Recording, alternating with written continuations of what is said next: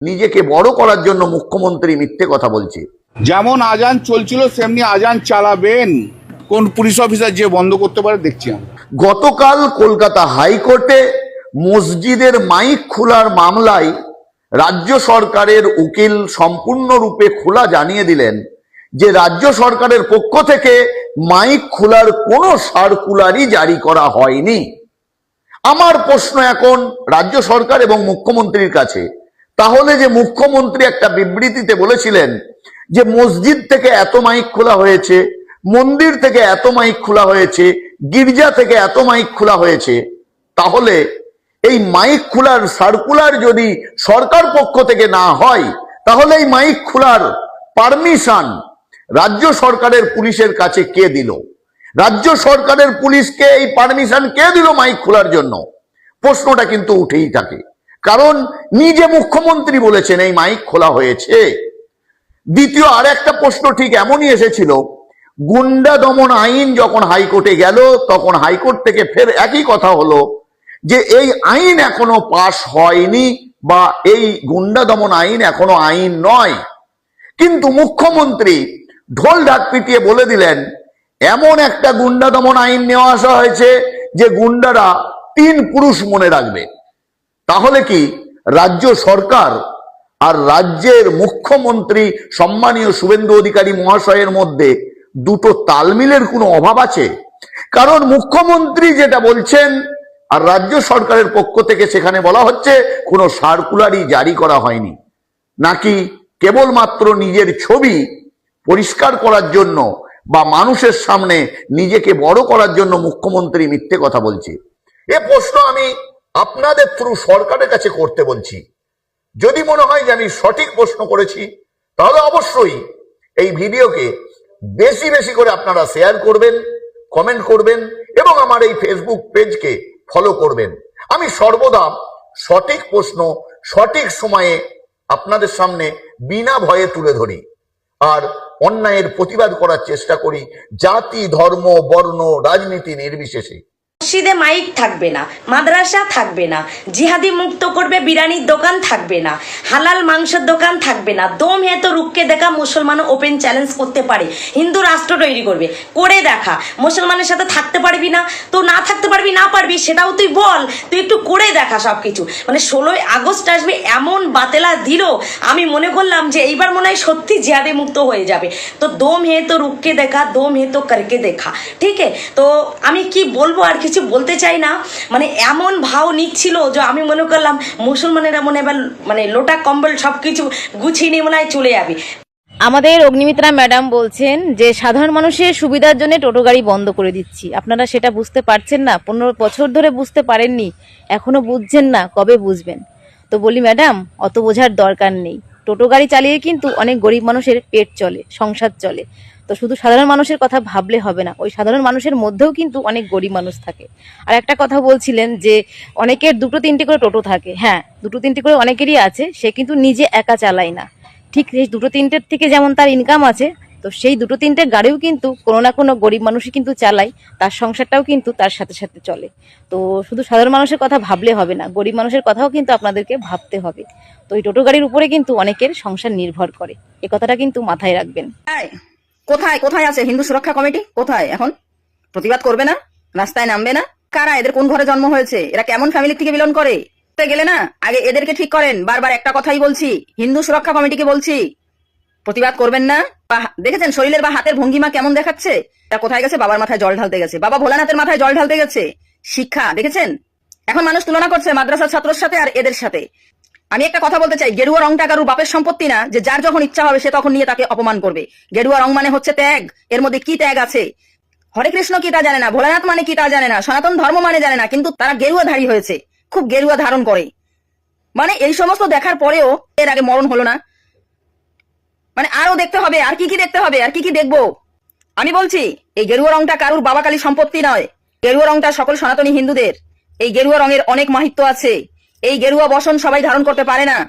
সে সাধু সন্ন্যাসী হয়ে যদি পবিত্র মনে পবিত্র শরীর শুদ্ধিকরণে যদি সে এই গেরুয়ার মান রাখতে পারে, তখনই তাকে গেরুয়া দেওয়া হয়। আর এক হয়েছে, এখন আসছে রাজ্যে বিজেপি পার্টি, বাস বিজেপি মানেই সেই গেরুয়া। কোনো বিজেপি পার্টি মানে গেরুয়া নয়। যেমন জাতীয় পতাকার সম্মান করতে হয়, তেমন এই গেরুয়া বসনটারও সম্মান করতে হয়। এই গেরুয়া বসনের সম্মান যদি না রাখতে পারে, গেরুয়া ধারণ করার কোনো রাইট নাই। হয়েছে এক সনাতনী, একে সনাতন বলে, একে কি বলে বলবেন আপনারা? ছি ছি ছি ছি ছি ছি। আরো কিছু দেখতে হবে, মানে এরপরও কি সরকার থেকে টোকেন নিতে হবে যে কে বাবার মাথায় জল ঢালতে যেতে পারবে, কে পারবে না, কেউ গেরুয়া ধারণ করতে পারবে, কেউ পারবে না। সত্যি রাস্তাঘাটে ফুটপাতে যেখানে সেখানে এই গেরুয়া কাপড় বিক্রি না করাই ভালো। লোক দেখে দেখে গেরুয়া দিতে হবে যে গেরুয়া সম্মান রাখতে পারে। লজ্জারা শেষ নাই, যারা যারা লম্বা লম্বা লেকচার মারে, যারা এত সবকিছু দায়িত্ব নিয়ে নিয়েছে, সব সনাতনীদের দায়িত্ব নিয়ে নিয়েছে, তারা নামক রাস্তায় তারা করুক প্রতিবাদ। এরা কোথায়, এদের খুঁজে বের করুক, এরা কারা। হরে কৃষ্ণ, রাধে রাধে। আমরা আজ থেকে 2-3 মাস আগে কি শুনেছিলাম যে তৃণমূলের দলটাই নাকি চোর, তৃণমূলের দলে নাকি সবাই চোর, চুনোপুটি থেকে রাঘব বল সবাই চোর।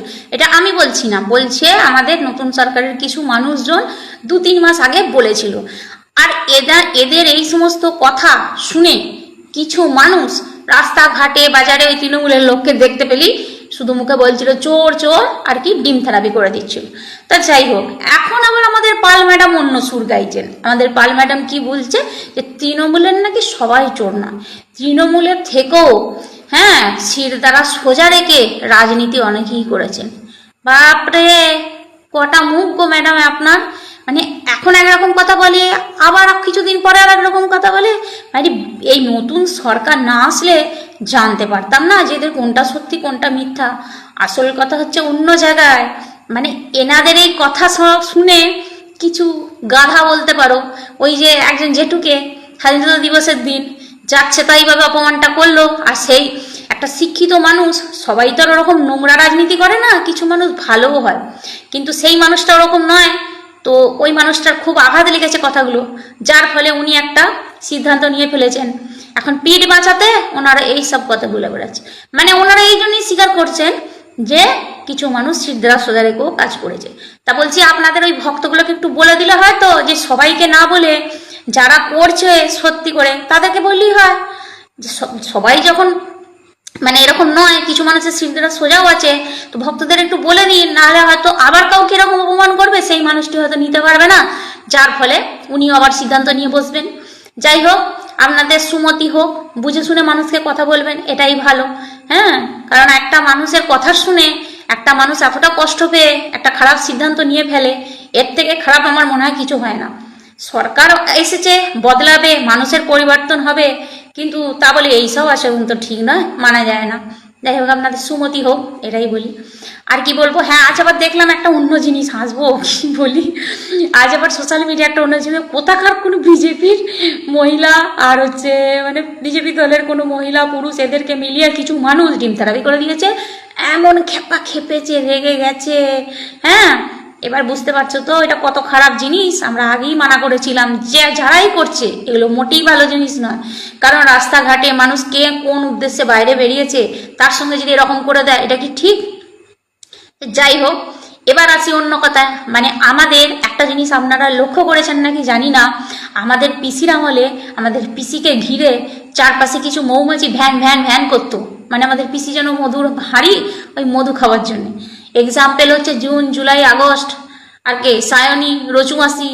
আর এখন আবার আমাদের পাল ম্যাডামকে ঘিরে সেই একই কাণ্ড হচ্ছে। মানে পাল ম্যাডাম এখন আমাদের মধুর হাঁড়ি হয়েছে, আর কিছু মৌমাছির খুব উপদ্রব হয়েছে। তার মধ্যে একজন ওই সায়নী ম্যাডামের মতো বড় মৌমাছির উৎপাত হয়েছে। তিনি হলেন, দেখতে পাচ্ছ মনে হয়, তোমরা জানো নাকি জানি না, একটু খেয়াল করবে ভালো করে, বেশ কিছুদিন ধরে দেখতে পাচ্ছি। সেটা হলো আমাদের ঋতুমাসি। যখনই দেখছি তখনই দেখছি এনাদের আশেপাশে ঘুর ঘুর করছে মৌমাছির মতো। আর উনি নিঃশ্বাস বন্ধ করে এমনভাবে একটা ভঙ্গি করে দাঁড়িয়ে আছে, জানি না ওনার কি মতিচ্ছন্ন হয়েছে। মানে নিঃশ্বাসটা চেপে থেকে কি হয়, মনে হচ্ছে নিঃশ্বাসটা বেরিয়ে গেলে ওনার কোনো পোল খুলে যাবে। মানে আপনি কি মানে প্রকাশ করতে চাইছেন, নিজেকে কি দেখাতে চাইছেন যে আপনি 18 বছর বয়সী? হায় রে কপাল। এ তো গেল আমাদের ঋতুমাসির গল্প। আরো কিছু মৌমাছির উৎপাত হয়েছে, ভালো করে খেয়াল করবে আমাদের পাল ম্যাডামের আশেপাশে। মানে আগের পিসুমণির আমলে সিরিয়াল করতো যারা কিছু মহিলা আমাদের পিসুমণির আশপাশে ঘুরতো, সেইগুলো বাদে বাঁচা খোঁচা যেগুলো ছিল সেইগুলো এখন চলে গেছে আমাদের পাল ম্যাডামের চারিপাশে। ওরা দেখেছে যে আগে তো বেশ তো লুটে পুটে খেলো, কিছুই হলো না, সত্যি তো কোনো অ্যাকশনই হলো না তাদের নিয়ে কি হলো, তাদের সম্পত্তি দেখা হলো না, কিছুই হলো না, সব তো লুটে পুটে খেয়ে ফেললো।